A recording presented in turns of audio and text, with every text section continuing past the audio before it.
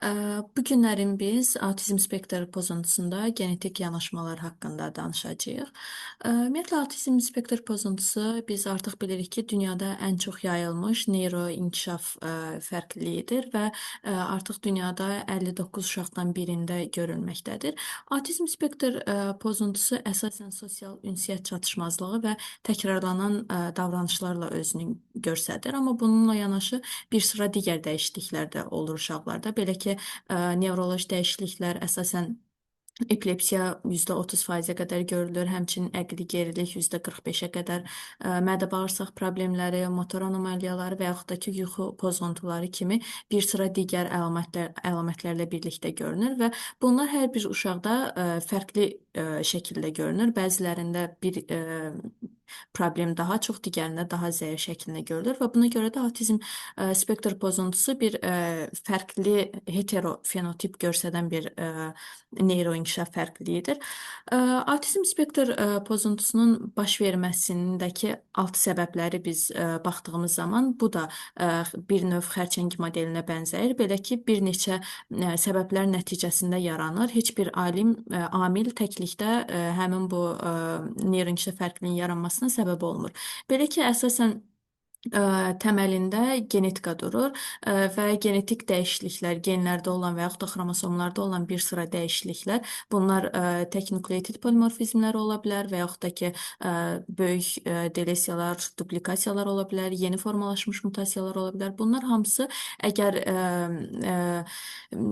beyin neyronlarının inkişafını formalaşdıran genlərdə və yaxud da hüceyrə böyüməsini tənzimləyən genlərdə baş veribsə, avtizm spektr pozuntusunu yarada bilir. Bununla birlikdə epigenetik dəyişikliklər ola bilər ki, epigenetik dəyişikliklərdə genetik zəncirdə hər hansı bir dəyişiklik olmur. Təməl nukleotid ardıcılığı olduğu kimi qalır, amma yan faktor kimi həmin tutaq ki, genlərə bir CPG adaları bağlana bilir. Bu da DNT metilləşməsi adlanır və nəticə etibarilə həmin genin funksiyasını pozur. Bundan əlavə olaraq da biz mühit faktorlarının da önəmli rol oynayır. Əsasən burada ananın qidalanmasıdır, oksidativ stressdir, toksik bir sıra təsirlərdir, həmçinin iltihabi proseslərin baş verməsidir. Bunlar hamısı birlikdə avtizm spektr pozuntusunun yaranmasına səbəb olur. Əsasən biz bir uşağın avtizm spektr pozuntusunun formalaşmasında həm uşaqda olan dəyişikliklər, həmçində hamiləlik dövründə ananın da keçirdiyi bir sıra durumlarla əlaqələndirilir. Belə ki, ana hamiləlik dövrü ərzində həm stress faktoru ola bilər və yaxud da ki, mikroplastiklər ola bilər. Həmin bu mikroplastiklər əslində biz xırda bir şeylər kimi düşünürük, amma adi plastik qablardan su içmək belə artıq bədənimizə müəyyən plastiklərin ötürülməsi və yaxud da paketli qidalardan istifadə, həmin o plastiklərə məruz qalma və yaxud da ki, əsasında keyfiyyətsiz plastik məhsullara məruz qalma bədənimizdə ağır toksinlərin yığılmağına gətirib çıxarda bilir. Hava kirlənməsidir, anada bir sıra olan bir sıra xəstəliklərdir, diabetdir, astma və s. Bunlar hamısı ananın ya endokrin sistemini pozur və yaxud da ki, immun sistemində bir sıra reaksiyaların, immun aktivləşməsinə gətirib çıxardır. Bundan əlavə olaraq bir sıra infeksion xəstəlikləri keçirməsi, qidalanmasının düzgün olmaması, həmçinin də sintetik vitaminlərin qəbulu da eyni zamanda öz təsirini göstərə bilir və bunlar hamısı plasenta yolu ilə uşağın formalaşdığı dövrdə onun neyronlarının inkişafına birbaşa təsir göstərir və nəticə etibarilə onun zədə almasına gətirib çıxardır. Və hamiləlikdən sonra artıq uşaq dünyaya gəldikdə eyni faktorlar yenə uşağın inkişafında onun yenə endokrin sistemi olsun, immun sistemi və yaxud da ki, mikrobiotasını pozur və bunlar hamısı artıq uşağın qan dövranı vasitəsilə beyin hüceyrələrinin bariyerindən keçməsinə əngəl yaranır və nəticə etibarilə həmin o sinir hüceyrələri normal formalaşa bilmir, diferensiyasiya uğraya bilmir və bu kimi bir sıra problemlərə gətirib çıxardır.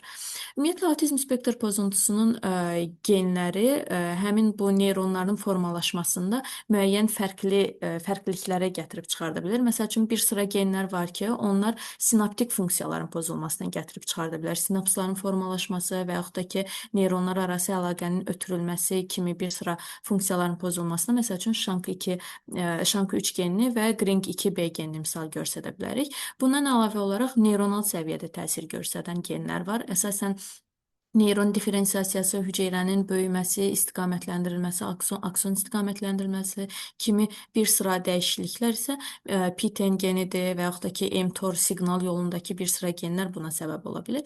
Digər bir, üçüncü bir funksional pozuntuda əsas dayanan təməl səbəb isə sosial və davranışa nəzarət edən epigenetik pozuntulardır. Buna da əsasən MECP2 və yaxud da ki, CHD8 kimi genləri biz misal göstərə bilərik. Bunlar da yenə neyron inkişafında və yaxud da ki, qarşılıqlı neyron əlaqələrinin pozulmasına gətirib çıxardır.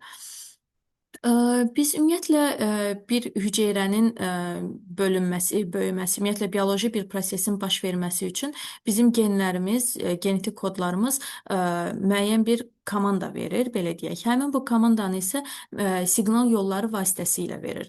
Həmin bu siqnal yolları əgər beyin inkişafına təsir edəcək yollardakı genlərdirsə, artıq inkişaf pozuntusuna gətirib çıxardır. Əsasən mTOR-dur, VNT siqnal yolaqlarını buna misal göstərə bilərik. Bunlar erkən beyin inkişafı və yaxud da ki, hüceyrə bölünməsi, böyüməsi, zülalın sintezinin formalaşmasında təsir eləyən genlərdir. Və bu genlərdən əlavə olaraq ümumiyyətlə mühit toksinləri ola bilər, digər yeni mutasiyalar ola bilər, iltihab ola bilər, digər yan faktorlar da yenə təməl olaraq bu siqnal yolunda problem yaradır və nəticədə də fərqli fenotip formalaşmış olur. Genetik dəyişikliklərə gəldikdə isə biz avtizm spektr pozuntusunda dediyimiz kimi əsasən xromosomal dəyişikliklər ola bilər, xromosomların üzərində böyük silinmələr və yaxud da ki, artışlar ola bilər. Həmçinin eyni zamanda tək-tək genlərin üzərində dəyişikliklər ola bilər. Və biz əgər xromosomal səviyyədə baxırıqsa, burada delesiya duplikasiyaları aşkarlamaq üçün bizim istifadə etdiyimiz metod array metodu olacaq. Array metodu böyük delesiya duplikasiyaları aşkarlayır və genin üzərində, məsəl üçün 16-cı xromosomun üzərində 25 geni əhatə eləyəcək bir delesiya varsa, həmin bu 25 gen artıq neyron inkişafı və yaxud da daxili orqanlarda hər hansı bir orqanın inkişafına təsir eləyən bir gendirsə, o öz funksiyasını normal yerinə yetirə bilmir. Və 3 gen, 5 gen, 10 gen heç bir fərqi yoxdur. Nəticə etibarıyla neyron inkişafına təsir edirsə, avtizm spektr pozuntusuna gətirib çıxarda bilir və bundan əlavə biz məsəl üçün 15-ci xromosomda göstərə bilərik. 15-ci xromosom üzərindəki dəyişikliklər Angelman və yaxud da ki, Prader-Willi sindromları ilə əlaqələndirilə bilir. Və burada maraqlı məqam odur ki, Angelman sindromu anadan gələn xromosomda problem varsa, Angelman sindromu formalaşır. Atadan gələn 15-ci xromosomda problem varsa, Prader-Willi sindromu formalaşır. Əslində eyni bölgədən söhbət gedir. Və burada istifadə olunan metod dediyimiz kimi delesiya duplikasiyaları aşkar eləyir və əsasən də avtizm spektr pozuntusu vakalarının 10-20%-ə qədər olan hissəsini aşkarlaya bilir. Və bu əlbəttə ki, yetərsizdir. Çünki tək genlərin üzərində bir dəyişiklik baş verirsə, bunu artıq burada aşkarlamaq mümkün olmur. Amma yenə də bu böyük delesiya duplikasiyalarda yetərincə öz rolunu göstərir. Məsəl üçün, birinci xromosom 3, 5, 7, 8 burada bir sıra delesiya duplikasiyaları göstərmişəm ki, bunlar avtizm spektr pozuntusu ilə yanaşı həmçinin digər xəstəliklərdə, məsəl üçün, əqli geriliyi ola bilər, inkişaf geriliyi ola bilər, dil gecikməsi ola bilər, həmçinin hiperaktivlik ola bilər, bir sıra yan xəstəliklərlə birlikdə özünü göstərə bilər, hansı ki, burada delesiyalar baş veribsə. Bu delesiyalardan məsəl üçün Prader-Willi və Angelmana daha çox toxunmaq istəyirəm. Çünki əgər bir uşaqda biz avtizm spektr pozuntusundan şübhələniriksə və yaxud da ki, onun inkişafında bir müəyyən şeylər yolunda getmirsə, biz birbaşa VES analizini, gen analizinə yönləndirmədən əvvəl bir sıra sindromları əslində kənarlaşdırmalıyıq. Yəni o şübhədən çıxmalıyıq. Çünki VES analizi ilə baxırıqsa və yaxud da ki, ola bilsin ki, yenə array analizinə göndəririksə, bəzən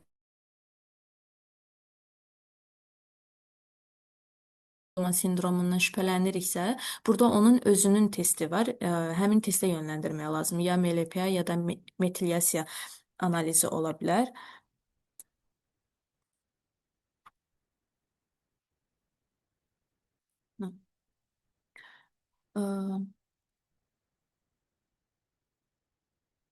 metilyasiya analizi ola bilər və ona görə də burada artıq dəqiq baxmaq lazımdır. Məsəl üçün, Prader-Willi sindromunda klinik əlamətlər yaş dövrünə əsasən dəyişiklik göstərə bilər.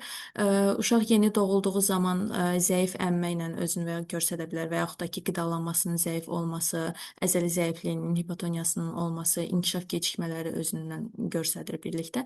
Daha sonraki dövrlərdə 6 ildən 10 ilə qədər olan bir periodda isə həmin bu zəif əmmə və yaxud da hipotoniya tarixli uşaq gələ bilər. Yəni o uşaq vaxtı görülən proseslər ola bilər, amma əzələ zəifliyi özünü tutaq ki, bərpa eləyirsə yavaş-yavaş, amma yenə də inkişaf gecikməsi onda qalır və yaxud da ki, onlarda tam tərsi olmağa başlayır. Belə ki, həddindən artıq qidalanma və bu da nəticə etibarilə piyələnmənin artmağına səbəb olur və buna görə də Prader-Willi uşaqların nəzarət altında qidalanmasını saxlamaq lazımdır.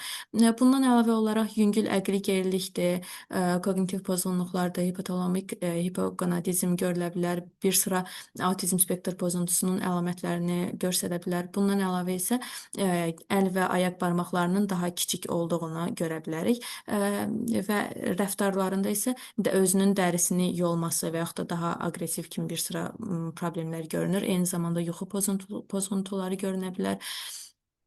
Bu tipli uşaqlarda əsasən MRT cavablarının olmağı daha yaxşıdır. Çünki onların MRT-sindən baxdığımız zaman beyin dəyişiklikləri varsa, hipofiz vəz dəyişikliyi və yaxud da ki, beyində atrofiyanın olması, ağ maddə zədələnmələrinin olduğunun görünməsi daha çox genetik faktorlara aparır.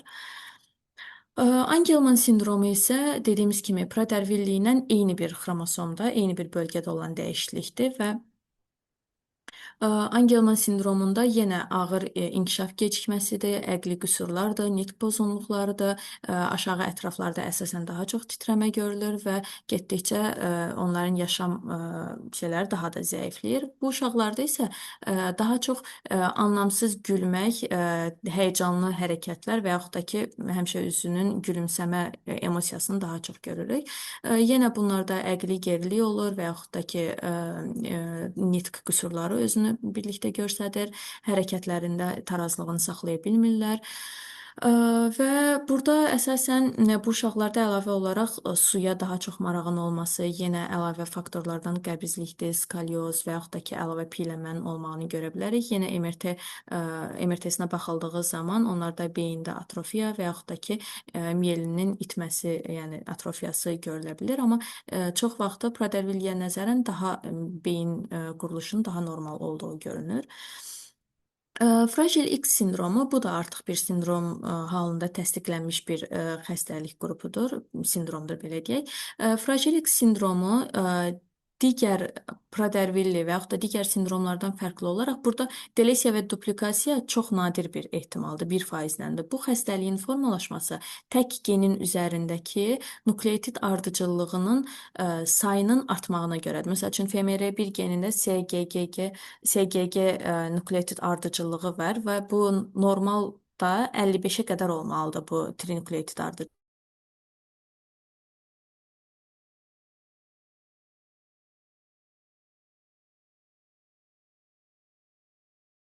5 ilə 200 arası isə premutasiya sayılır və Fragile X sindromu üçün risk qrupu hesab edilirlər.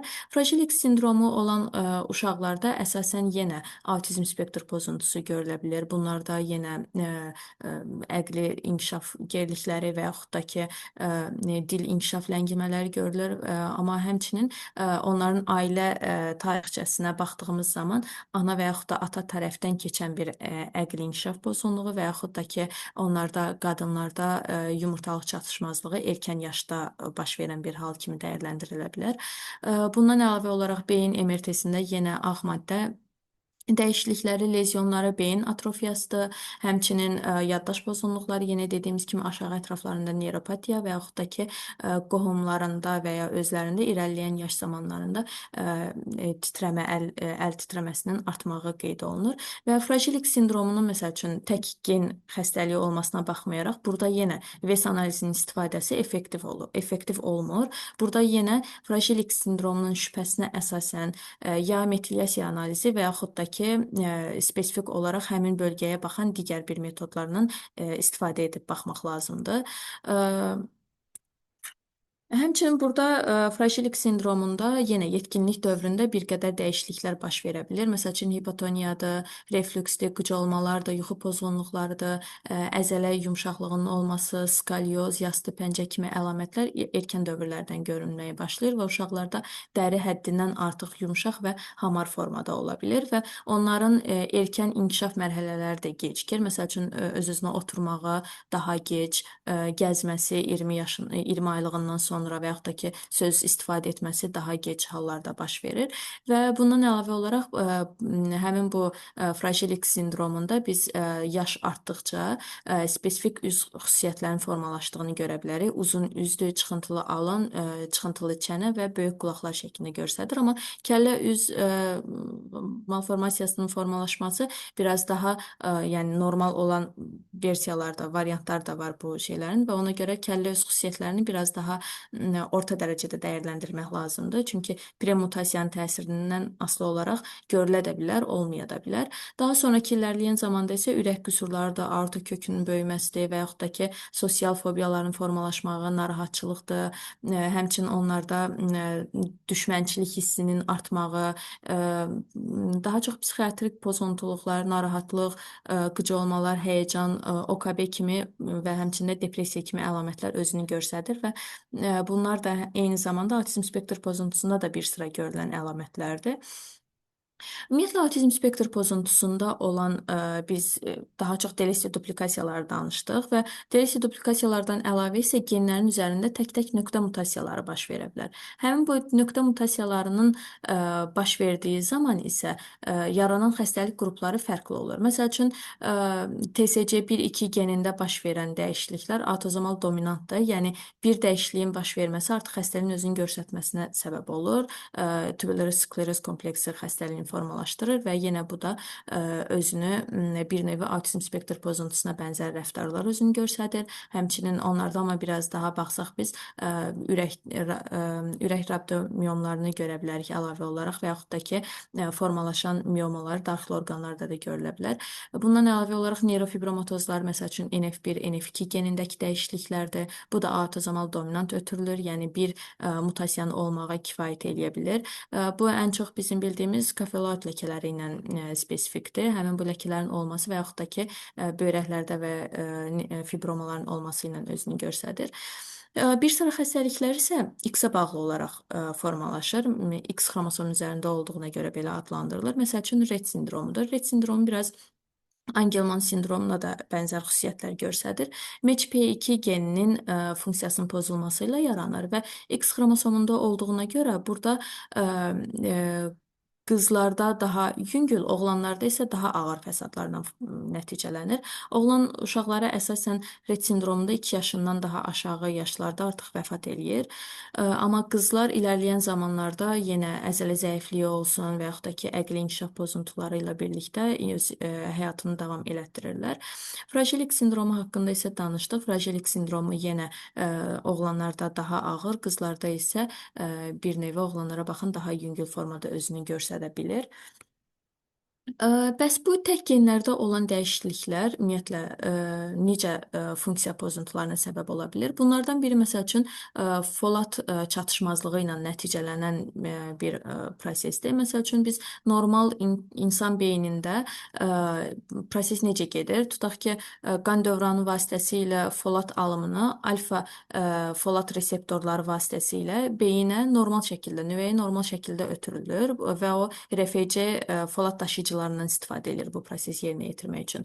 Amma ki, bu alfa folat reseptorlarının genlərində, məsəl üçün FOLR1 geni və yaxud da ki, CLC19A1 genində bir polimorfik dəyişiklik belə olsa, bu reseptor öz funksiyasını normal yerinə yetirə bilmir, FOL turşusunu normal şəkildə beyinə keçirdə bilmir. Həmin bu hüceyrə səthindən o reseptorlar vasitəsilə keçirdə bilmir. Və nəticə etibarı ilə FOL turşusu hüceyrədə yığılaraq qalır və o beyin beyin onu normal istifadə edə bilmir və həmin pol turşusunun həm yığılmağı, həmçinin də beynin onu əksiklik kimi qəbul etməsi nəticəsində inkişaf ləngiməsi və yaxud da ki, zəifləmiş sosial ünsiyyət kimi bir sıra əlamətlər formalaşır və digər genlərdə də proses belə gedir. Əgər bir genin funksiyası neyron formalaşdırmaq və yaxud da ki, qida maddələrinin beyinə ötürülməsini təşkil edirsə və bu prosesi normal yerinə yetirə bilmirsə, artıq orada bir geri qalma halı baş verir.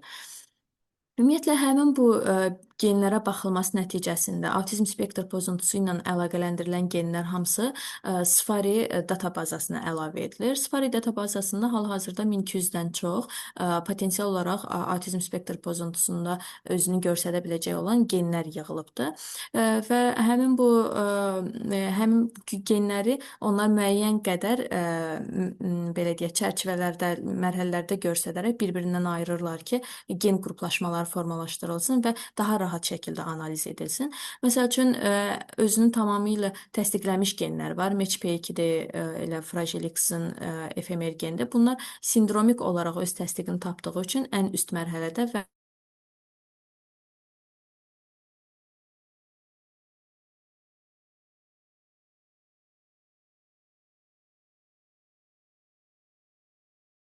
HD8 geni de novo olub, aşkarlanıb və autizm spektr pozuntusuna gətirib çıxardacağı bilinən genlərdir. Digər üçüncü qrup isə güclü namizəd genləridir və güclü namizəd genləri əsasən orta səviyyədə genetik sübutları var. Bunlarda məsəl üçün ən azı 2 dənə de novo variant tapılıb, güclü namizəddə, amma hələ tam təsdiqlənməmiş genlərdir. Bir də ehtimal edilən qrup isə ən aşağı qrupdur. Ehtimal edilən genlər müəyyən müddətdən bir yenilənir və ora ilkin bütün məlumatlar daxil edilir, xəstə məlumatları və yaxud da ki, gendə baş verən dəyişikliklər və o daha sonradan ya güclü namizəd qrupuna keçir və yaxud da ki, həmin bu qrupdan çıxarılır.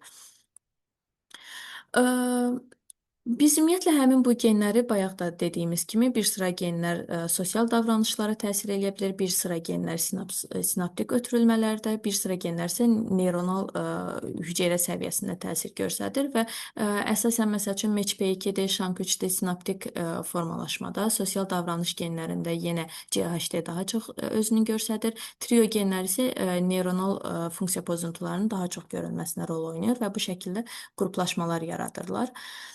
Autizm spektr pozuntusu ilə birlikdə həmin bu genlərdə dəyişikliklər baş verdikdə onlar özündə digər psixoloji problemləri də göstərə bilirlər. Məsəl üçün, bir sıra genlər ADHD pozuntusu ilə əlaqələndirilir. Bəzilərində autizm spektr pozuntusu ilə birlikdə anksiyetədir, bipolar pozuntulardır, epileptik növbətlərin formalaşması, şizofreniya və yaxud da ki, yuxu pozuntularının baş verməsi kimi bir sıra digər əlamətləri də özündən göstərir və bu genlər də bu şəkildə qruplaşdırılır.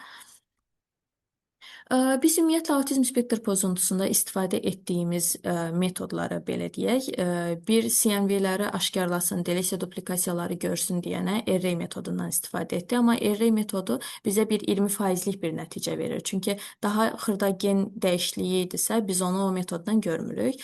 Bəs başqa hansı metodlar var? Hansı genlər ki, artıq autizm spektr pozuntusu ilə əlaqələndirilir və tapılır? Bunlardan NGS metodu ilə müəyyən bir panel hazırlanır. 100 genlik, 200 və yaxud da 1000 genlik bir panel hazırlanır və həmin panelin daxilində olan sırf genlərə baxılır. Bunun özünün avantajı və yaxud da dezavantajları var. Bizə hədəf gen paneli şəklinə baxdığımız zaman əldə edəcəyimiz nəticə 15%-ə qədər olur. Çünki burada biz yeni risk qrupundakı genləri və yaxud da ki, yeni mutasiyaları aşkarlaya bilmirik. Spesifik olaraq hazırlanmış 1000 genə baxa bilirik, məsəl üçün. Amma bunun avantajı nədir? Daha dərin oxunma olduğuna görə nəticələrin güvənirliyi daha yaxşı olur və həmçinin də limitli qədər bu CNV-lərə baxıla bilir. Limitli qədər CNV-lər də ki, hansı ki 1000 dənə gen qrupu etsə, onun üzərindəki delesiya duplikasiyaları görə bilir. VES isə hədəf gen panelindən daha yaxşıdır. Çünki VES-də bütün genlərə baxılır və bütün genlərin üzərindəki dəyişiklikləri görmək olur. Amma VES-dən alınan nəticə də hardasa bizi 10-30%-ə qədər nəticəyə aparır, belə deyək. Çünki VES-in də özünün limitləri var. VES-in limitləri də odur ki, bizə tam array qədər CNV-ləri tam vermir. Amma müəyyən qədər inkişaf etdirildikcə bu test parametrləri, müəyyən qədər CMV-ləri, həmin o delesiya duplikasiyaları VEST-də də az-az görmək olur. Bundan əlavə olaraq da orada daha çox data olduğuna görə hədəf gen panelindən biraz daha zəif nəticələr əldə etmək olur. Amma yenə də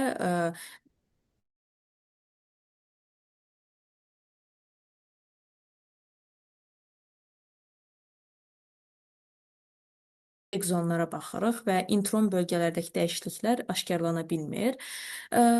Digər bir metod isə VGS-dir. VGS-in VEST-dən fərqi nədir? Whole genom analizi gedir. Whole genom analizində artıq biz burada həm ekzonlara baxırıq, həm də intron bölgələrə baxırıq. Amma bunun da öz mənfi tərəfi odur ki, yenə o, məsəl üçün, fragil X-i yenə görə bilməyəcək və yaxud da ki, CMV-ləri müəyyən miqdarda görə biləcək. Həmçinin də burada da əldə olunan nəticə VES-ə baxan biraz daha yaxşıdır. 20-40%-ə qədər daha yaxşı nəticə əldə etmək olur. Buna görə bütün metodlar belə deyək, bir-birindən əslində fərqlənir. Həmçinin hər birinin də mənfi və müsbət tərəfləri var. Hal-hazırda ən çox istifadə olunan metod VES-dir. Çünki VES vasitəsilə müəyyən qədər biz o array-i də əvəz eləyə bilərik az da olsa. Çünki delesiya duplikasiyaların bir hissəsini görmək olur, amma xəstə və həkimin istəyi ilə array və VES-in hər ikisinin baxılmağı əslində daha yaxşıdır. Digər bir metod isə RGS metodudur. RGS metodu ilə istəyirlər ki, həm genlərə baxılsın, həm delesiya duplikasiyalar varsa baxılsın, həmçinin bunlarla birlikdə o təkrar sayısının artış-azalışları, məsəl üçün o Angelmandır, Fragile X-dir, onları da hamısı birlikdə baxıla bilən bir metod formalaşdırmağa çalışılır, amma hələ ki bu belə deyək, klinikada istifadə olunmur.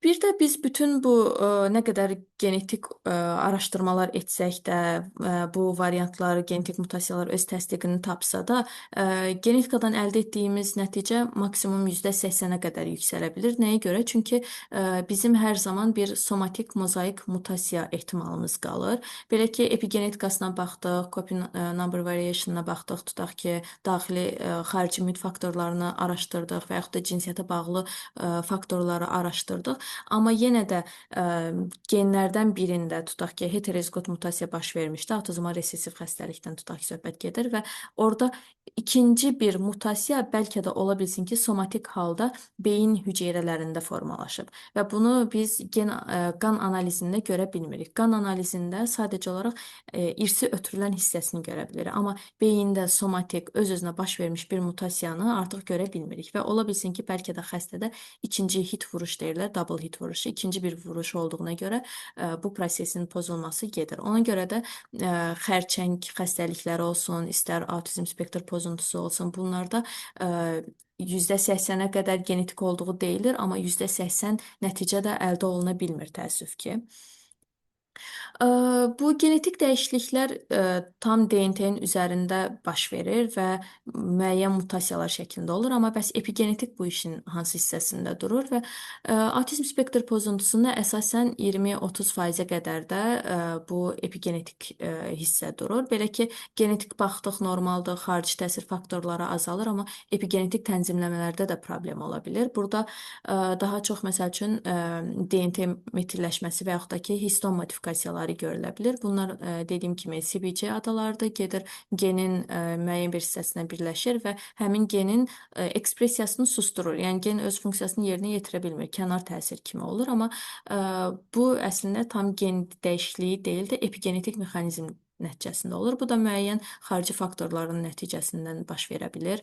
Yenə qidalanmadır, toksik təsirlərdir, bir sıra xarici faktorlardır, daha çox göstərir. Əsasən epigenetik çalışmalarda tək yumurta əkizlərindən daha çox istifadə olunur bir araşdırmanın aparılması üçün. Çünki onlarda DNT eynidir, eyni DNT və onun üzərində epigenetik fərqliliklərin nəticəsində baş verən autizm spektr pozuntusunun fenotipi də fərqli ola bilər. Hətta ciddi fərqlərə qədər çıxarda bilər.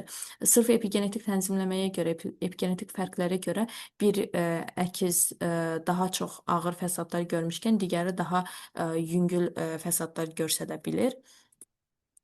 Bu bizim dediyimiz kimi burada avtizm spektr pozuntusunda müəyyən qədər genlər öz təsdiqini tapıb, amma müəyyən qədər genlər də hələ araşdırılır və bu bizə ümumiyyətlə analizlərin aparılması nə verir? Genetik test analizi olunduğu zaman müəyyən bir data analizi aparılır. Həmin bu data analizindən əldə edilən gen məlumatları və yaxud da ki, uşaqda görülən bütün dəyişikliklər Svarigen saytına tutaq ki, əlavə edilir və yaxud da ki, həmin gen ya yüksək riskli qrupa daxil edilir və yaxud da ki, qrupdan çıxardılır və yüksək riskli gen qrupuna daxil edilən bir tutaq ki, gen varsa, bu daha sonra funksional çalışmalara əlavə edilir. Hər hansı bir heyvan modeli üzərində həmin genin hansı funksiyaların pozulması, hansı fəsadları gətirib çıxardacağı heyvan modelləri üzərində baxılır və daha sonra isə insanların üzərinə yenidən qayıdılır. Yəni belə deyək, bu dövriyyə əslində bir növ özünü tamamlayan bir dövriyyə halına alır və genlərin araşdırılması bir o qədər də vacib rol oynayır. Ümumiyyətlə, genetik analizlərin aparılmasında dediyimiz kimi yüksək risk qrupuna daxil edildi, amma bəzi dəyişikliklərdə həmin bu qrupdan çıxarılır. Bəs bu necə olur? Məsəl üçün bir dəyişiklik aşkarlanıb uşaqda və daha öncədən bu gen dəyişikliyindən söhbət gedir. Daha öncədən bu heç bir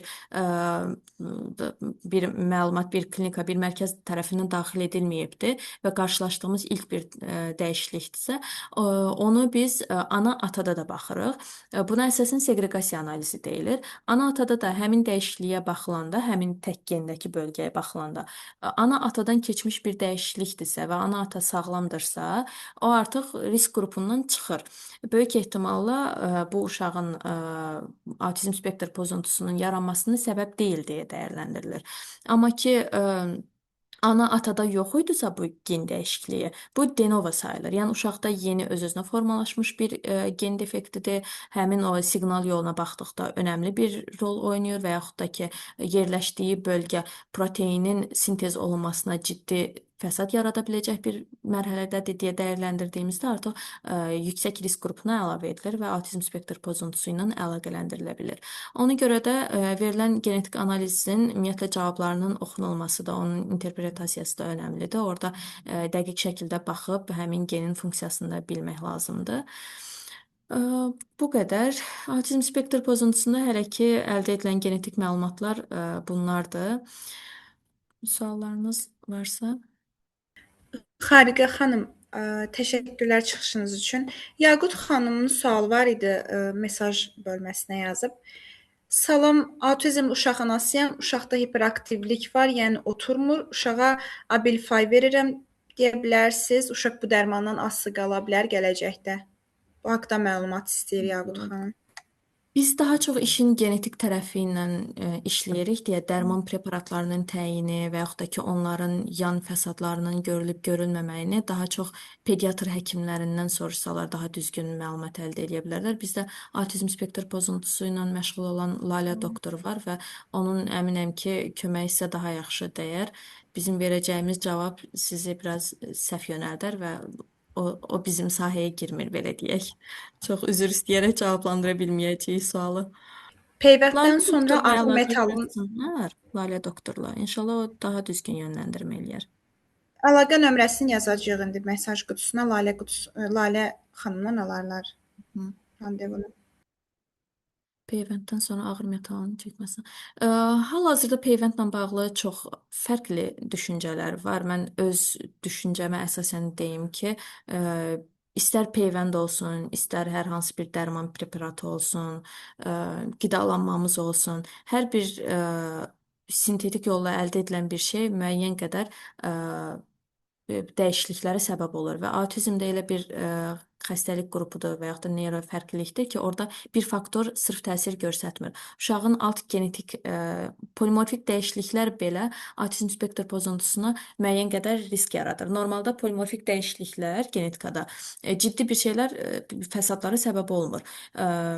Tutaq ki, etnik kökənlər var. Azərbaycanlılarda müəyyən dəyişiklik var, amma bu normal həyatı funksiyanın pozulmasına səbəb olmur.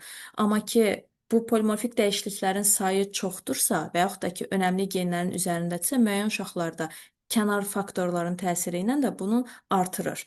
Ola bilər ki, qidalanma da ola bilər burada, peyvənd də ola bilər. Bir sıra faktorlar hamısı yığılır, birlikdə toksik effekt yaradır. Mənim düşüncəmə görə, yəni peyvənddən qalmaq olmaz, amma ki, yan təsirləri də mütləq ki olur deyə düşünürəm.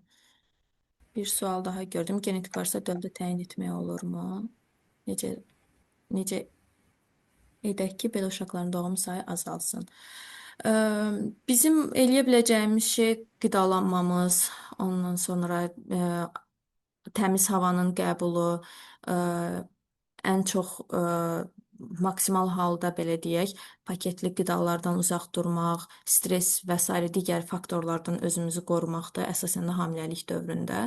Amma ki, genetik cəhətdən, əgər evdə avtizmli uşaq varsa və yaxud da ki, spesifik olaraq təsdiqini tapmış bir gen dəyişikliyi varsa, bəli, amniosintez olunsa, o uşaqda da həmin gen dəyişikliyinə baxıla bilər. Amma ki, heç bir fəsad olmadan, heç bir şey olmadan baxılsa döldə, bu bizim fikrimizi biraz yayındıra da bilər. Belə ki, neyron inkişafı ilə bağlı həddindən artıq çox genlər var və bu genlərin üzərində də bir çox hələ dəyişikliklərin səbəb olacağı nəticələr bəlli deyil. Belə deyək, məsəl üçün nəticə gələr A geninin üstündə VUS var.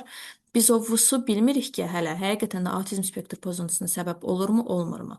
Və döldə də baxıldığı üçün bu həm xəstəyə problem yaradacaq, həm uşağın dünyaya gətirib gətirilməməsi kimi etik qərara təsir göstərəcək ki, orada elə bir qərar vermək olmur VUS-a görə biz bu uşağı dünyaya gətirməyək. Çox az, yəni 15%li bir ehtimalla biz onun dəqiq diaqnozunu taparıq. Daha çox amniosintezdən döldə baxılması ikinci hamiləlik və yaxud da ailədə bir şey varsa, ata-anada baxıldıqdan sonra planlanmış hamiləlik üzərində aparılsa daha effektiv olar. Uşaqda avtizm spektr pozuntusu var və genetik analiz məsləhət görür. Analiz versə uşağın nə kimi faydası dəyər.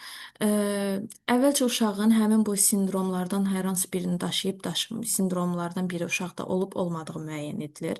Əgər həmin bu sindromlardan biri varsa, ona yanaşma da dəyişilir. O genetik xəstəliyi olan bir qrupa girir və onu daim genetik həmçinin də digər həkimlər birlikdə nəzarət altında saxlayır. Məsəl üçün bu uşaqda həmçinin hormonal müalicəyə də ehtiyac ola bilər. Və yaxud da ki, epileptik növbətləri var idisə, bəzən tək-tək genlərdəki dəyişikliklərə baxılır və elə olur ki, orada bir dərman istifadəsi epilepsiyanı artırır, bir dərman istifadəsi isə epilepsiyanı azaldır. Bu da həkimə köməklik göstərə bilər ki, bu gen bu mexanizmi pozdu. Oradan natrium ionlarının kanallardan keçmə mexanizmi var. Bu kanalları tutaq ki, genişlədir filan dərman və epilepsiyanı artırır və yaxud da ki, azaldır. Bu şəkildə təsirlər var. Həmçinin də ailənin ikinci uşaq planlamasına təsir göstərir və yaxud da ki, dediyim kimi sindrom varsa ona uyğun rəftar aparılır. Diyetindən tutmuş, daxili orqanlarının yoxlanışı, ilərləyən zamanda hansı fəsadlar görülə bilər, bu kimi yanaşma dəyişilir. Yəni təkcə avtizm spektr pozuntusundan çıxa da bilər və yaxud da ki, olduğu kimi qalıb daha yüngüldür vəziyyəti və aparılan müalicə daha effektiv olar, olmaz kimi dəyərləndirmələrə kömək edir hal-hazırda. Uşağın peyvənd alması ona təsir edər və yaxud da yox. Elə bir təyin etmə üsulu yoxdur. Onun üzərində hələ ki belə deyək, danışıqlar gedir. Peyvənd təsir etmir deyən tərəf, peyvənd təsir edir deyən tərəf var. Mən sadəcə olaraq əlavə təsir faktoru kimi görürəm peyvəndi. Necə ki, qidalanma, peyvənd də onun kimi. Amma ki, pediatrlar o işdə daha yaxşı olar. Məsəl üçün, mənim bildiyim qədərilə ağır toksik maddələrin olması avtizm spektr pozuntusuna ən çox faktorlardan biridir. Tutaq ki, peyvənd də istifadə edildikdən sonra bədəndə bir toksik maddə yığılması və s. varsa, onu yenə pediatr təyin eləyir, ona uyğun müalicə aparır və fəsadları daha tez aradan qaldırıla bilər. Ola bilsin ki, həmin period ərzində daha çox pediatrla danışın və yaxud da ki, öz pediatrınızdan əlavə sırf avtizm spektr pozuntusu ilə işləyən bir pediatrla əlaqə yaradıb onun təsirlərini necə aza çəkmək olar, onu baxıla bilər. Ümumiyyətlə, avtizm spektr pozuntusu mən düşünürəm ki, bir gündə yaranmır və müəyyən bir period ərzində ilk 1 yaş, ana bətnində olduğu zaman 2 yaş, 3 yaş, bəzən gecikir 5 yaş, 6 yaş. Bu dövr ərzində o neyron fərqliliyi artıq formalaşmış olur.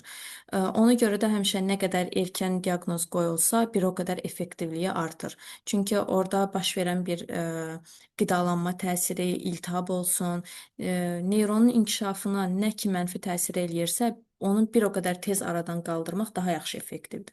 Həmçinin də o görüləcək müalicədən effekt də mən düşünmürəm ki, çox qısa zamanda əldə edilər. Çünki bu proses bir gün içində yaranmayıb. Ona görə də o neyronların öz funksiyasını bərpa etməsi, neyron arasında əlaqələrin yaranması, orada bütün o anlama, qavramanın formalaşması, əgər altyapıda ciddi bir genetik qüsur yoxdursa, yan faktorların daha çox rolu varsa, müəyyən bir period ərzində nəticə əldə olunacağını daha çox düşünürəm və həqiqətən də bu şəkildə olur. Ə, Başqa sual var, Gülçin xanım? Hə, olar sual vermək. Salam, axşamınız xeyir. Naibə Məmmədova, pediatr, Tibb Salam, Universitetinin buyurun. əməkdaşı. Çox sağ olun Xariqə xanım. Çox maraqlı, hər tərəfli, çox gözəl bir məruzə etdiniz. Mən bir az Çox sağ əvvəldə bir olun. 10-15 dəqiqə gec qoşuldum. Bəlkə hansısa məlumatları buraxdım, ancaq məni belə bir maraqlandırır ki, ümumiyyətlə genetika sahəsində Hı -hı. ümumiyyətlə epigenetik, yəni bizim respublikada Bəli. hansısa autizm olsun və ya başqa bir xəstəliklər, yəni hansınınsa inkişafında epigenetik modifikasiyaların rolu öyrənilirmi? Belə bir elmi iş aparılırmı? Xüsusən də məsələn bizim genetik ehtiyatlar institutumuz var. Niyə Hı bunu -hı. soruşuram? Çünki Bəli, bəli. mən özüm bu işin içindəyəm. Pediatriya institutunda, Kübrə Fəracova adına Pediatriya institutunda Hı -hı. məsələn belə iş aparıldı, artıq onun müdafiəsi, aprobasiyası da gedib. Yəni yeni doğulan uşaqlarda nekrotik enterokolitin epigenetik modifikasiyalar zamanı o gedən dəyişkənliklərin rolu öyrənildi. Yəni bu mənim bildiyimə görə belə bir iş bizə rast gəlməyib. Yəni dünya praktikasında var, xarici ölkələrdə ədəbiyyatda var, amma sizin məlumatınız olmamış olmaz. Azərbaycanda ümumiyyətlə epigenetikaya aid modifikasiya, dəyişkənliklərə aid hansısa bir xəstəliyin öyrənilməsi praktikası varmı? Bunu istəyərdim. Çox sağ olun sualınız üçün.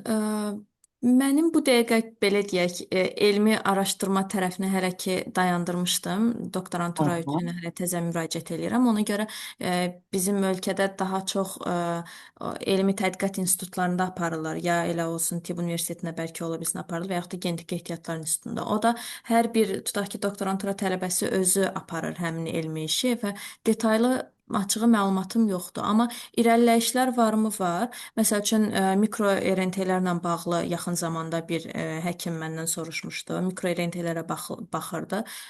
Hansısa ürək qüsuru ilə bağlı idi, səhv etmirəmsə. Ondan əlavə mən özüm Türkiyədə baxdığım zaman məsəl üçün xərçəng xəstələrində mikro RNT-lərə baxmışdım. Eyni şəkildə indi mən də istəyirəm ki, doktorantura işimdə yenə epigenetik mexanizmlərlə bağlı bir işi götürüm, amma aktiv hal-hazırda bu işi görən kimsə varmı, bilmirəm. Məlumatım çox detallı yoxdur. Bəlkə Gülçin çox xanımın əlaqəsi çox olar. sağ olun. Yəni mən Siz. onu demək istəyirəm ki, həmin NEK zamanı, nekrotik enterokolit Hı zamanı -hı, hı -hı. DNT-nin metilləşməsi, bir də o RNT-nin dediyiniz, bax o Bəli, mikro RNT-lərin araşdırılması, bəli. mikro RNT-lər. Amma müayinələrin bir hissəsi, Hı belə -hı, deyək, qan ehtiyatları hazırlanıb Genetik Ehtiyatlar İnstitutunda, analizdə hı -hı. Türkiyədə olub. Yəni burada o Hə, burada əməliyyatlar olun. Aha, düzdür. olunmur. Bəli, bəli. Ona görə Ə, soruşdum, dedim görüm bəlkə irəliləyiş var. Biraz cihazlara görə dəyişə bilər. Məsəl üçün mikro RNT-lərə əslində burada baxmaq olar. Real time PCR metodudur. Orada yenə RNT alıb PCR eləyib baxmaq olar. Əgər tutaq ki, o cihaz təminatını hansısa bir klinikadan tapsaq. Ümumiyyətlə bioloji Aydın. təbabət klinikasında Afgen Genetik Diaqnoz Mərkəzi özü belə şeylərə Ola çox bilər, bəli, açıqdır, bəli. bəli, Bizim bəli. cihazlarımız var, amma hələ ki elə elm işlə bağlı müraciət edən mən hələ ki bizim tələbələrdən görməmişəm. Amma praktikalara gələnlər olur. İndi mən özüm də inşallah elmi işimdə istəyirəm istifadə eləyim. Bir sıra faktorlar təsir göstərə bilər orada. Ola bilsin ki, Türkiyədə işlənilməsi həm belə deyək, PhD tələbə üçün daha avantajlı ola bilər. o reagentləri gətirmək çətin ola bilər. Bu kimi səbəblərə görə ola bilsin aparılmır, amma irəliləyişlər var. İndi bir sıra laboratoriyalarda artış var, cihazlarda artış var. Ona görə də məncə yaxın zamanda olacaq hamısı inşallah. İnşallah olacaq. Çox sağ olun, təşəkkür Sağ edirəm. olun, Çox sağ sağ olun. olun. Yenə bir sual var Xarqə xanım. Autizm diaqnozunu neçə yaşda qoymaq olur deyə sual gəlib. Ə, Autizm diaqnozunu belə deyək, çox erkən yaşda qoymaq olmur, amma ki özünü yavaş-yavaş biruzə verdiyi zaman şübhələnmək olar. O ünsiyyət qurması lazımdır, göz təmasıdır və yaxud da ki qidalara qarşı həddindən artıq çox həssaslığı ola bilər, ə, yuxu pozuntuları ola bilər. Bir neçə faktorları yan-yana dəyərləndirib müəyyən qədər baxmaq lazımdır, izləmək lazımdır. Ola bilər ki, uşaq hansısa bir davranışı biraz gec eləyir, 6 aylıq deyil də 9 aylıq eləyir, amma gecikməklə gedirsə də özünü toparlaya bilər, amma onu müəyyən qədər izləmək lazımdır. Ona görə tam bir yaş deyə bilmərəm. Yenə bu pediatrların sahəsini daha çox əhatə eləyir və yaxud da ki nevroloqların, amma həmin zaman periodunda, uşağın böyümə periodunda nəzər yetirmək lazımdır. Onun insanlarla ünsiyyəti, göz təmasının qurub-qurmamağı, ümumiyyətlə digər oturmasının, durmasının, digər autizmdən əlavə olaraq digər nevroloji problemlərin olub-olmadığını bilmək üçün period ərzində izləmək lazımdır. Məncə suallar bitdi Xarqə xanım. Təşəkkürlər bir daha. Siz sağ olun, təşəkkür edirəm mən.